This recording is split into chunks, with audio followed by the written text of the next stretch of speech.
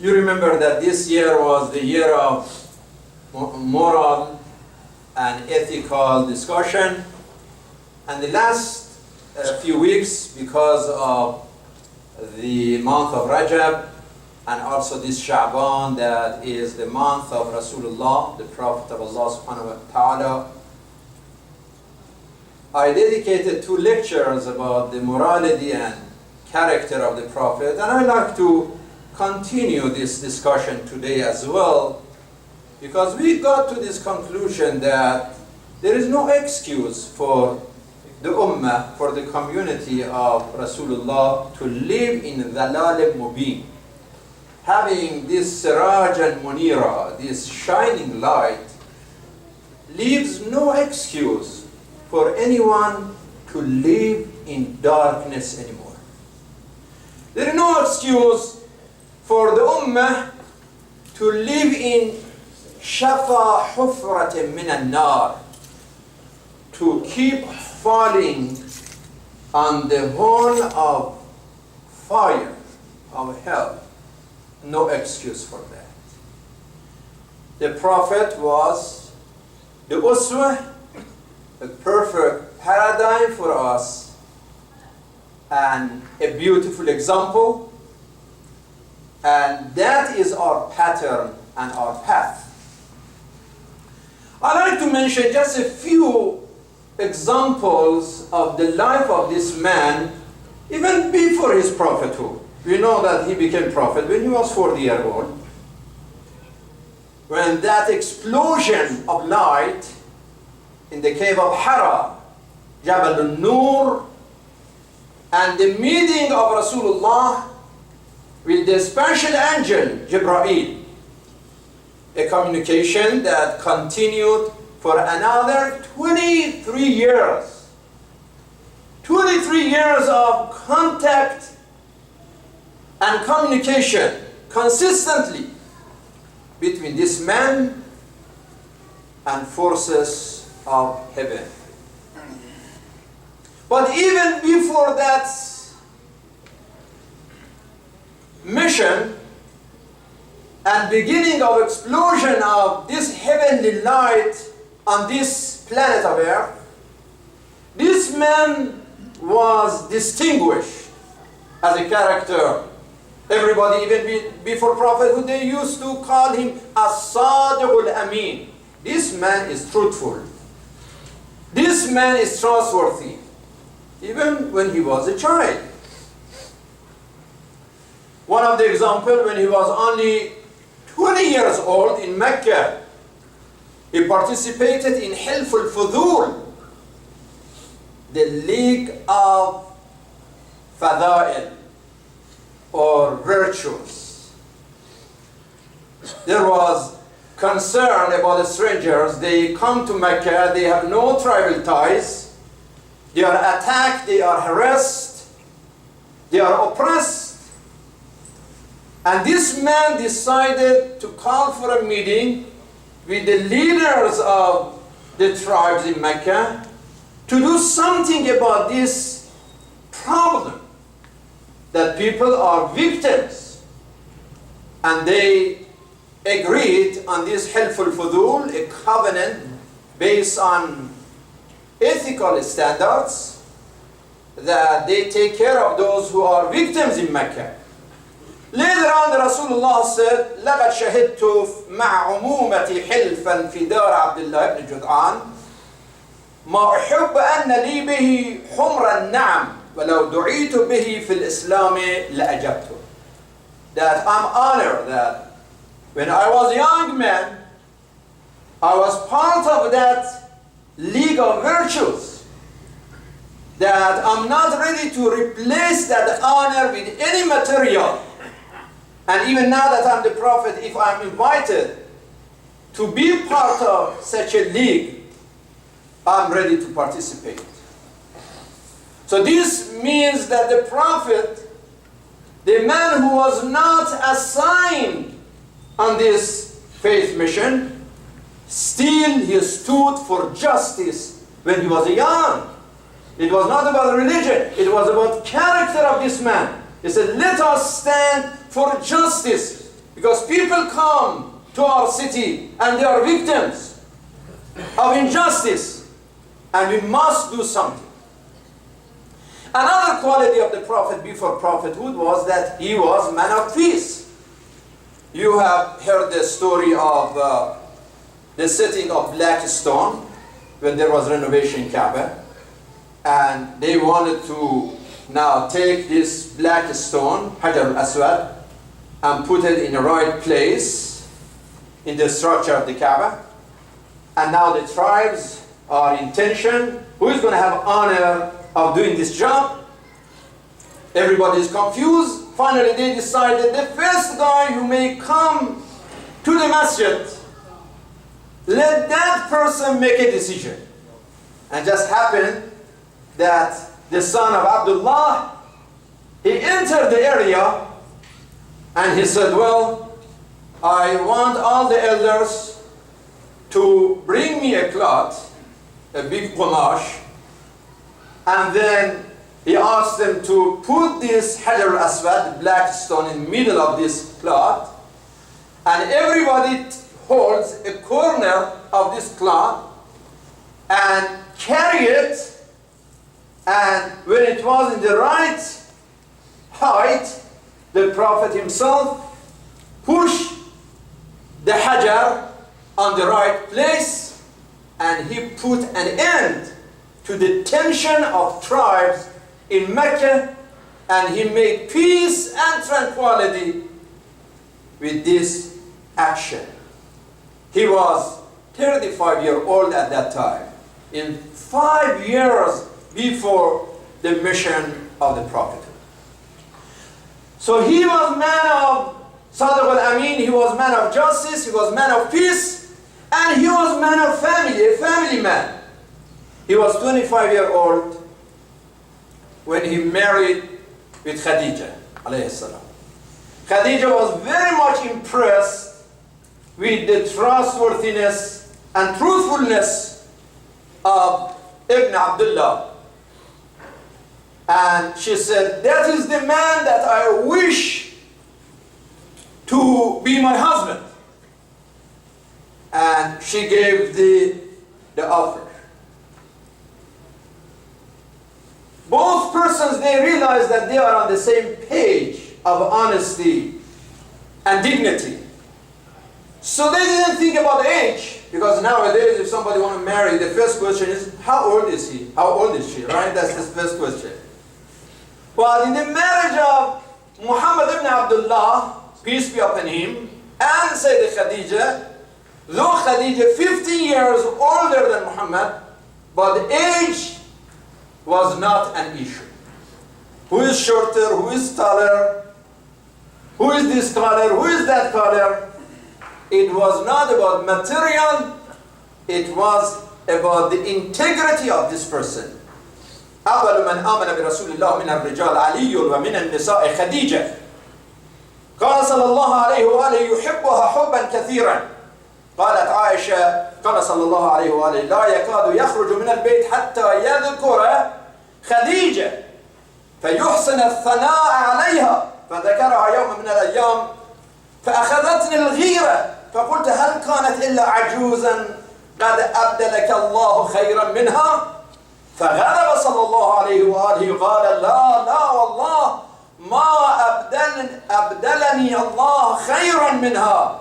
آمنت بي إذ كفر الناس وصدقتني إذ كذبني الناس وواستني بمالها إذ حرمني الناس ورزقني منها الله سبحانه وتعالى الولد دون غيرها من النساء. قالت عائشة فقلت في نفسي لا أذكرها بعدها بسيئة أبدا. That even Aisha got jealous that, Ya Rasulullah, she was an old lady and she's gone now. Why do you mention her name all the time? God gave you somebody better and more beautiful and younger. And Rasulullah said, don't say that. He got so upset of hearing that statement. Look at the faith of Khadija, he said. Look at her sacrifice. Look at her love. Look at her loyalty. There are qualities in personality of that lady that were so unique. And Aisha decided never to talk about this issue anymore. So, till Khadija was alive, the Prophet never married another lady. Things happened for political and tribal and social reasons later on. So this man showed, even before prophethood, that he was man of family. And when he was assigned to the prophethood, the first message was the message of morality. إِنَّمَا بُعِثْتُ لِأُتَمِّمَ مَكَارِمَ الْأَخْلَاقِ. He didn't say إِنَّمَا بُعِثْتُ لِأُتَمِّمَ الْأَحْكَامِ وَالْأُصُولِ وَالْفِقْهِ وَالْفَلْسَفَةِ. No, لِأُتَمِّمَ مَكَارِمَ الْأَخْلَاقِ. I came to complete the mission of morality. Really, Ya Rasulullah, mal al-makarim al-akhlaq. What do you mean by makarim al-akhlaq? He described it in 3 words. He said, سل من قطعك وَأَعْطِ مَنْ حَرَمَكَ وَاعْفُ عَنْ مَنْ ظَلَمَكَ. If somebody cut the ties with you, try to connect with that person. That person ignored you, just communicate. وَأَعْطِ مَنْ حَرَمَكَ. He deprived you, she deprived you. You be more generous. You have a better and greater giving hand. وَعَفُ عَنْ مَنْ ظَلَمَكَ. Someone hurts you, you forgive that person. This is makarim al-akhlaq. These are 3 qualities of makarim al-akhlaq. Brothers and sisters, the disaster in our ummah is that we lost this makarim al-akhlaq. Why the ummah is under fire? Why the ummah is burning day and night out of fire of division and hate and terrorism and treason?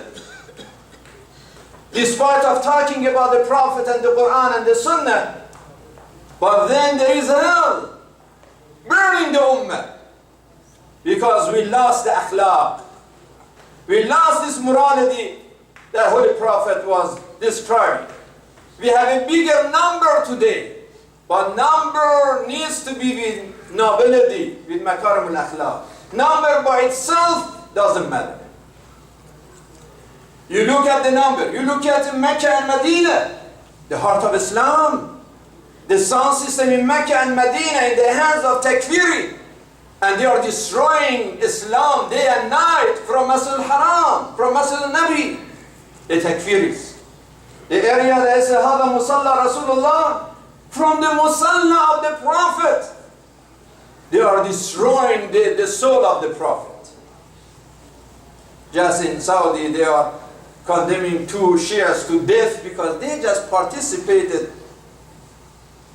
in a demonstration that they didn't like it. Look at the tragedy yesterday in Samarra and in Mosul. What is this? This is financed by those people who claim that they are the custodian of Al-Haramain al-Sharifain, Mecca and Medina. This is Iraq that was under Saddam Hussein's disaster, but now Saddam is gone. There was expectation that the Arab, the Kurds, the Shia, the Sunni, the Turkmen, all tribes, all groups in this country, hand to hand, work together for peace, for prosperity, for advancement of their country. But then they made this fitna among them, and they are under fire. That means that the morality is gone. They are financing the fitna also in Syria. Well, I have to say congratulations to the people of Syria for the courage that under bombardment and under fire they participated in such a huge election despite of hypocrisy in the world. Those people who talk about democracy and freedom and vote and voice of people, why is it that they are condemning the Syrian people when they go for vote? They choose the ballot, but then the Takfiris choose the bullet. They said, no, No ballot, we want bullet. And that is a serious danger. How come? The opposition, why you never talk about the election? If you are talking about the voice of people and vote of people, let people, they decide. They don't talk about the election. And then you see now, there is American Abu Huraira. Did you hear about that? There is, looks like we didn't have enough Abu Huraira in Saudi Arabia and in the Middle East. Now, they call this guy American Abu Huraira, a convert from Florida, only 20-year-old. If you look at online and his face, 100% American, a white American, and now he had a cat, holding a cat, and Nusra, they call him American Abu Huraira. And this guy was a few days ago part of a suicide mission that he destroyed himself because he was attacking a restaurant or something in Syria. And there was in the news that it was so much destroyed to little pieces that his remains were not even identified. So now my question is for FBI, my question is for CIA. That somebody, you remember years ago from the airport was taking some, night vision, and they said, oh, maybe you want to take it to Lebanon, maybe you want to take it to Hezbollah. And that guy was in prison for more than 10 years.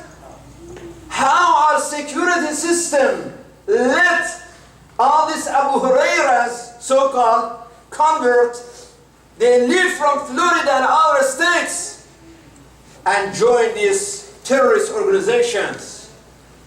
If the mission of FBI and CIA is to fight terrorism, then this is an obvious case of terrorism. Why you don't stop them? You are not aware, you are not able to do that, then you have to improve your ability and your information to stop such a thing. Charity starts from home. Also peace and tranquility start from home. If Al-Qaeda was responsible for 9/11, then what's going on that the Al-Qaeda in Syria is fighting for 4 years and nobody stopped them? Where this money and military and might of terrorism in Syria and Iraq, where is it coming from? And why there is no stop for those traitors, for those terrorists? They call themselves Sunni, they are not Sunni. They are not traditional. It's not about Sunnah or tradition. It's about terrorism and treason. And they must stop. We are, as Muslims, we are against terrorism. We are against violence. And let me remember at the end that these days we are honoring the anniversary, 25th anniversary of a man whose movement was a non-violence movement. That was Al-Imam al-Kabir, Al-Imam al-Khomeini, Quddas Sirru, who passed away 25 years ago, a day like yesterday. And he started this movement 50 years ago, in 1964.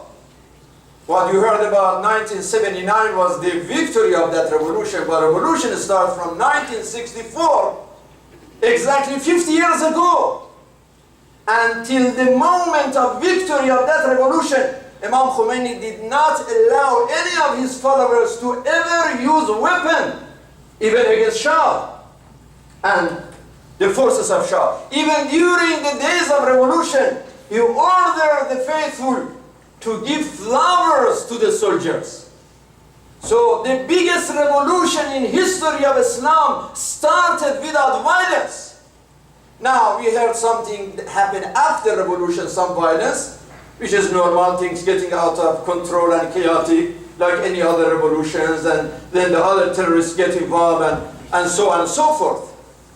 But what happened during so many years that this movement continued, there was no violence and no terrorism involved. What made the Imam victorious was his faith, his fearlessness, his leadership, his wisdom, his irfan, his tazkiyah, purity of his soul, and being a nafs al-radiyah, a nafs al-mardiyah. Yes, assalamu alayka ya ruh Allah, assalamu alayka ayyuha al-abdu salih.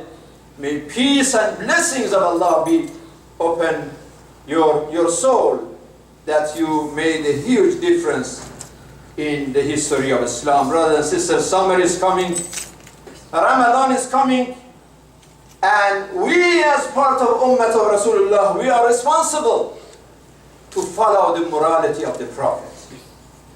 The Prophet and his religion and his book was and were solution for humanity. That means you and I, we must be a solution. If you are not a solution, then you are a problem. If we talk, we have to walk. If we claim that that's our direction, we must drop our arrogance and ego and be humble. We as a community needs to wake up and remember what Imam Ali said, al-amal, al-amal, al-amal, al-mutaba'a, al-mutaba'a, al-nahaya, al-nahaya, action, action, action, being consistent, be serious. Yes, we as a masjid, we must act. It's not just for prayer. We have to act in education. We have to act in activities. We have to act in services. We have to do all of this as a mission. And with blessing and peace of Allah subhanahu wa ta'ala, we try our best. We try to do that with love and do it with passion. And do it with openness, and do it with understanding, and do it with a welcoming spirit to everyone.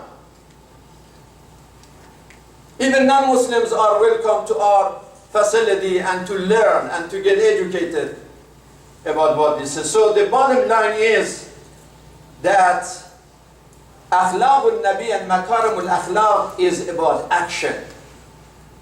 And what Allah subhanahu wa ta'ala says, يومئذ يسر الناس أشتاتا ليروا أعمالهم فمن يعمل مثقال ذرة خيرا يره ومن يعمل مثقال ذرة شرا يره. بسم الله الرحمن الرحيم. إنا أعطيناك الكوثر فصل لربك وانحر إن شانئك هو الأبتر وإلى الصلاة إن الصلاة تنهى عن الفحشاء والمنكر.